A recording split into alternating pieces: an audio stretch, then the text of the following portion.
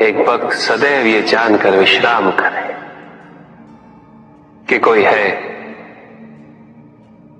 जो सदैव उसका ध्यान रखता है।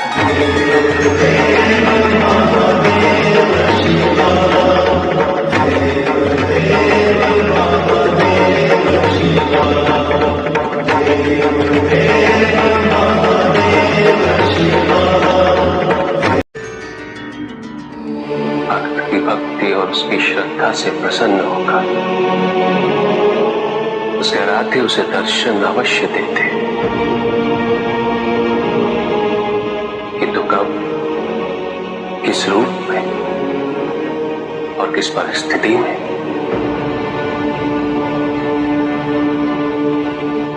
इसका पूर्व ज्ञान होना भक्त के लिए संभव नहीं होता।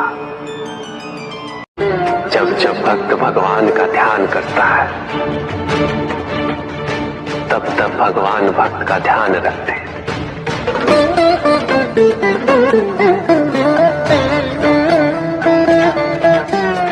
किंतु जिस क्षण भक्त भगवान का ध्यान नहीं करता तब भी भगवान भक्त का ध्यान रखते हैं। इसलिए तुम्हारा ये कथन उचित है नंदी, मैं व्यस्त हूं और मैं चिरंतन काल से लेके चिरकाल तक व्यस्त रहूंगा। प्रत्येक क्षण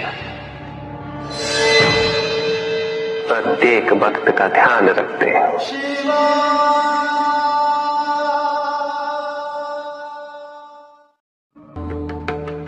जिसके कारण स्वार्थ, विनाश, क्रूरता, अशांति और भय में वृद्धि हो,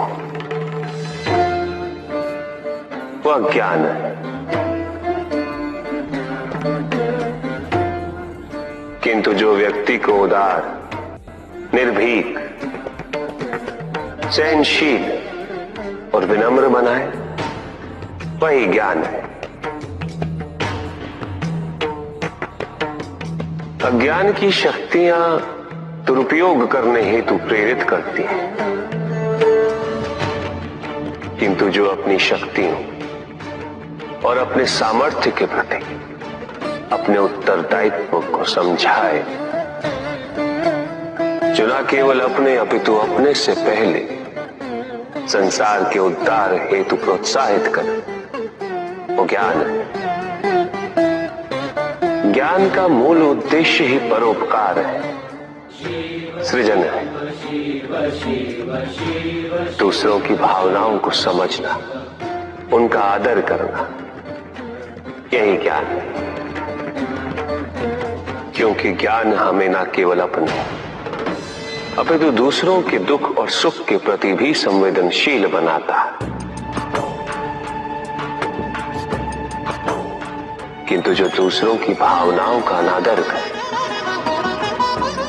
उसे ज्ञान की श्रेणी में कैसे रखा जा सकता है? अज्ञान के कारण व्यक्ति सांसारिकता में बंधता जाता है, मोह माया में उलझता जाता है। अज्ञान परम सत्य से दूर ले जाने का माध्यम है, किंतु ज्ञान व्यक्ति को परम सत्य की ओर ले जाता है। ज्ञान मुक्तिदायक है, मोक्ष का मार्ग है, और इस मुक्तिदायक ज्ञान का सर्वोच्च रूप है आत्मज्ञान। और यही ज्ञान की पूर्णता भी है कि व्यक्ति अपने को समर्पित कर दे, छोड़ दे अहंकार को, तो ब्रह्म की इच्छा ही पूर्ण होती है और अभी भी वही फलित हो रही है। ऐसा नहीं है कि हम उससे भिन्न फलित करा लेंगे, लेकिन व्यक्ति भिन्न फलित कराने में लड़े, टूटे, नष्ट हो। कुछ भी सुनने और समझने के लिए मन का मौन रहना आवश्यक है। किंतु मन मौन रहना नहीं जानता। वो तो निरंतर कुछ ना कुछ कहता रहता। प्रतिपल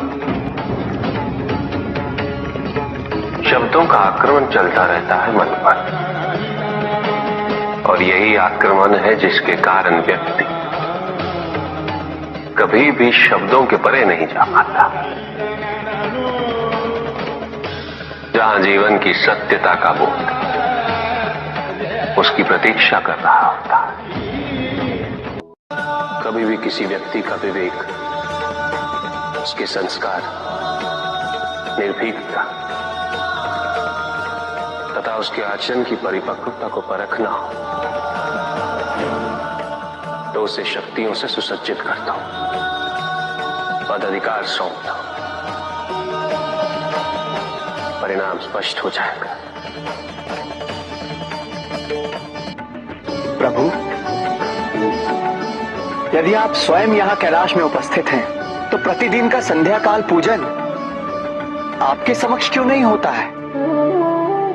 पूजित का साक्षात सामने होना मन को भटकने नहीं देता,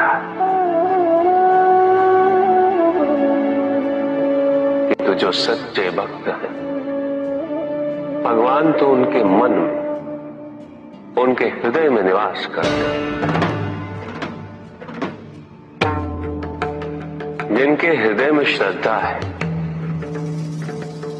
उनके लिए पूजा करने हेतु अपने आराध्य का साक्षात सामने होना अनिवार्य नहीं।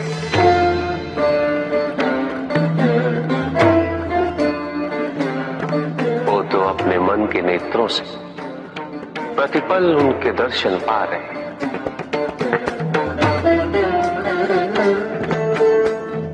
उनकी प्रत्येक अनुभूति में भगवान है।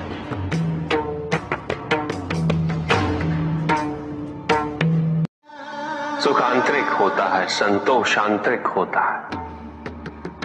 उन्हें बाहरी तत्वों से रेखांकित और परिभाषित नहीं किया जा सकता, आकार से नहीं पाया जा सकता। आकार के आधार पर केवल अहंकार ही उत्पन्न होता है, क्योंकि आकार से तुलना करने का संदर्भ प्राप्त हो जाता है। यदि तुम्हारा आकार छोटा है तो तुमसे भी छोटा कोई ना कोई अवश्य होगा,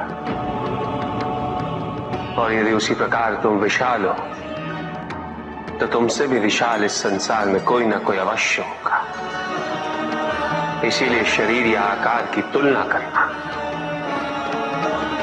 कभी भी शाश्वत सुख का आधार नहीं बन सकता। युद्ध किसी व्यक्ति से नहीं गणेश, मानसिकता से होता। युद्ध में संघर्ष अच्छाई या बुराई का नहीं होता, सभी में अच्छाई है और बुराई भी है पुत्र। युद्ध तो विचारधाराओं का होता है। व्यक्ति अपने पराक्रम पर, अपनी क्षमता पर विश्वास